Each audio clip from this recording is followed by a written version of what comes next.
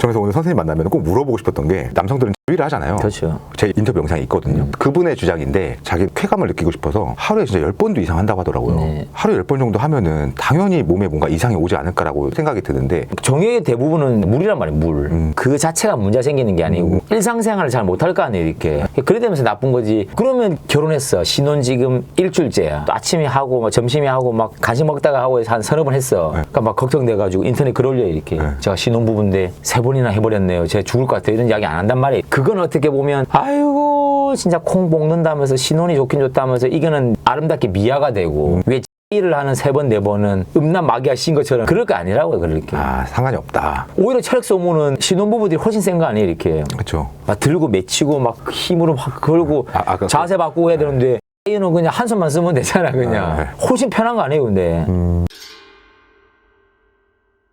그럼 반대로 성생활을 안 해요. 그러면 이제 성기능이 떨어진다던가 뭐 신체적인 기능이 떨어진다던가. 종교적으로 그냥 안 하는 분들. 그럼 그분들은 한 20, 30년 오랜 동안 수련하면 바보 돼야 되잖아요. 거의 완전히. 정신적으로든 신체적으로든 불구가 돼야 되는 거 아니에요. 근데 관계가 없어요. 이렇게. 그러면 많이 참으면 발생되는 현상 같은 것들도 있어요? 많이 참으면 많이 하고 싶다.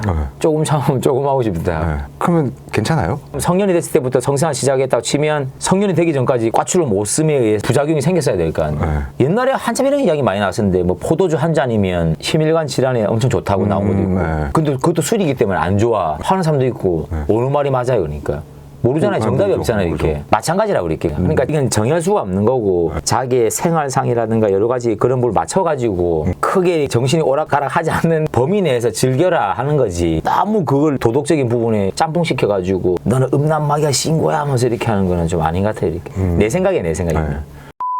근데 선생님도 이제 환자분들 많이 보고 이 업계에서 일어나는 환자 케이스들도 다 알 거 아니에요. 그럼 제일 당황했던 그런 케이스는 뭐였어요?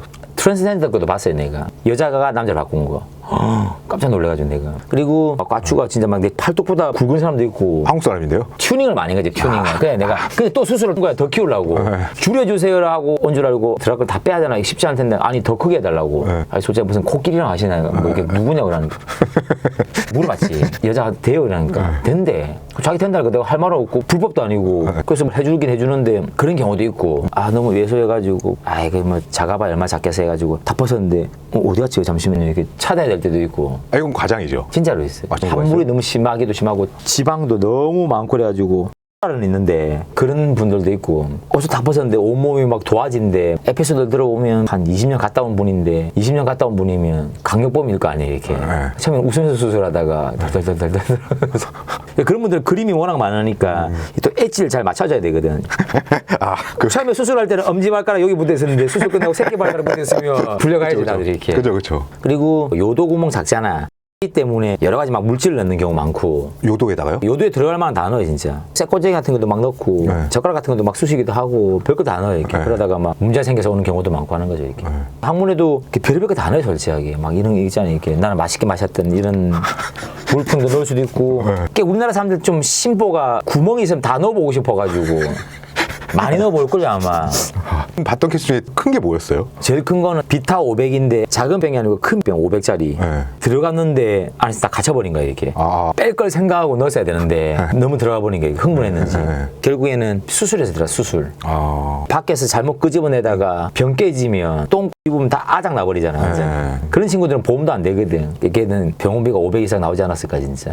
비타 500 넣었다가 500으로 바뀐 거죠 진짜.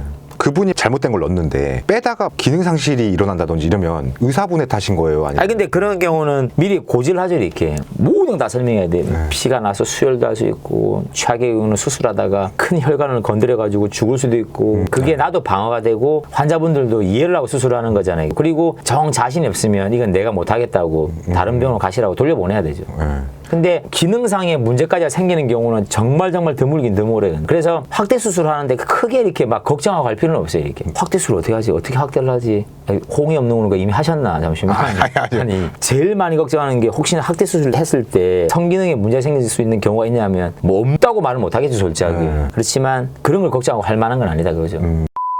그래서 오늘 선생님 만나면 꼭 물어보고 싶었던 게 게이브 중에 왜 공격과 수비 역할이 있잖아요. 그렇죠. 수비 역할을 하는 사람이 뭐가 좋냐? 거기는 뭐 성감대가 있는 것도 아니고 좋을 게 하나도 없는데 했는데 게이브니 전립성 낭이 있는데 그거를 건드려주면 기분이 좋다 이렇게 말을 하는데 근데 그거는 제가 봤을 때는 동의할 수도 있고 안 할 수도 있는데 전립선이라는 걸 우리 한 번씩 병적으로 마사지를 해야 될 때가 있거든. 손가락을 넣어가지고 그러면 열이면 열 다 힘들하고 불편해야지. 그 손가락 넣어가지고 막 마사지를 할 때 좋아가지고 이상한 소리 내는 사람은 못 봤거든.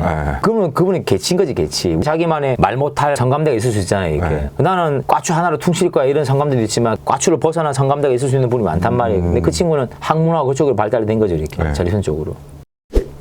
이게 크기가 유전적으로 정해지는 건지 아니면 이제 생활 습관으로 정해지는 건지. 아니 근데 궁금했던 그거는 게. 2차 성징이 되면 꽈추에 털도 나오고 막 목소리도 막 굵어지고 하잖아요 이렇게. 네. 그때 막 남성 호르몬 막 미친 듯이 나오고 꽈추도 무럭무럭 자라고 푹푹 커잖아요 이렇게. 네. 키도 마찬가지잖아요 솔직히. 유전이 많을 거 아니에요. 그러면 꽈추가 유전적인 영향으로 컸는데 중간에 사고로 꽈추가 다쳐가지고 영양분을 공급받을 수가 없다든가 남성 호르몬을 충분히 받을 수 없는 상황이 돼버렸어. 애가 어릴 때부터 너무 먹어가지고 막 고도 비반이 돼가지고 이렇게 된 거야 이렇게. 그러면 남성 호르몬이 작용할 만한 기전이 막힐 가능성이 많단 말이에요. 그러면 작아질 수 있단 말이에요. 그래서 유전적인 영향을 타고나지만 많이 바뀔 수가 있는 건데 또 그런 걸 물어보는 거죠. 언제까지 커질 수가 있냐? 그럼 키가 언제까지 커져요? 그러면 보통 나는 군대 때도 좀 커졌다는 분들도 있잖아요. 이렇게. 마찬가지로 고추도 어느 정도 자라면 거기서 끝나는 거죠. 이렇게. 그럼 뭐 꽉 끼는 팬티를 입는다든가 이런 건 상관이 없어요? 옛날에 중국 여자들 전족해가지고 다리 못 크게 하듯이 여기를 막 둘러싸가지고 완전히 조치를 하지 않는 이상은 발육에 지장을 줄 건 전혀 아니에요. 솔직히. 근데 유전적인 건 타고나는 거죠. 솔직히.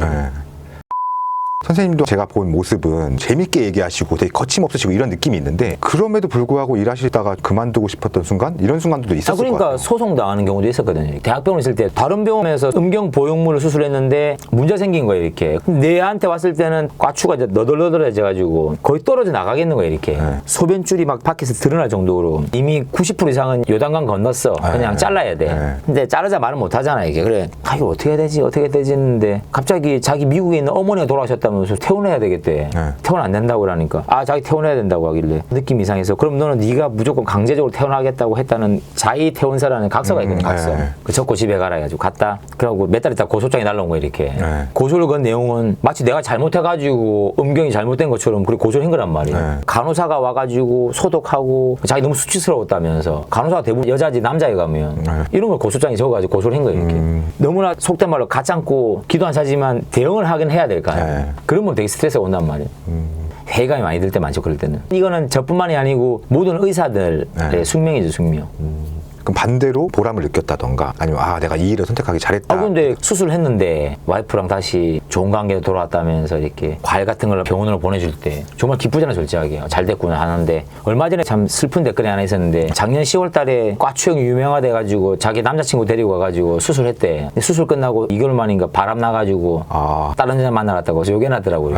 어쨌든 수술 결과는 좋았던 거네요. 한편으로는 역시 내가 기술은 있었지만 한편으로는 웃을 수는 없고 우픈 현실이죠 약간. 이 영상을 보는 분들 중에 문제가 있는데도 불구하고 비뇨의학과를 가는 게 좀 창피하거나 보여주기 좀 그래서 망설이는 분들이 있을 것 같아요. 그런 분들께 한마디 해주신다면 뭐가 있을까요? 근데 잼뱅TV 영상이 올라가더라도 제가 댓글 다 챙겨보고 댓글에 답을 달아줄 거란 말이에요. 아니면 제 채널 오셔가지고 댓글 달아주셔도 돼요. 그러면 제가 질문 답해드릴 테니까 이렇게 혼자 지식 아웃 이런 데 가가지고 물어보면 다 비전문가들 이렇게 모여가지고 떠들고 있는 거란 말이에요. 그러면 또 이상한 하나의 또 이론이 형성돼. 그렇게 절대로 하지 마시고 닥터 조물주 홍성우라고 신생 채널입니다. 꼭 찾아주셔가지고 이렇게 댓글 남겨주시면 제가 최대한 응대를 해드리겠습니다. 수고하셨습니다. 네네.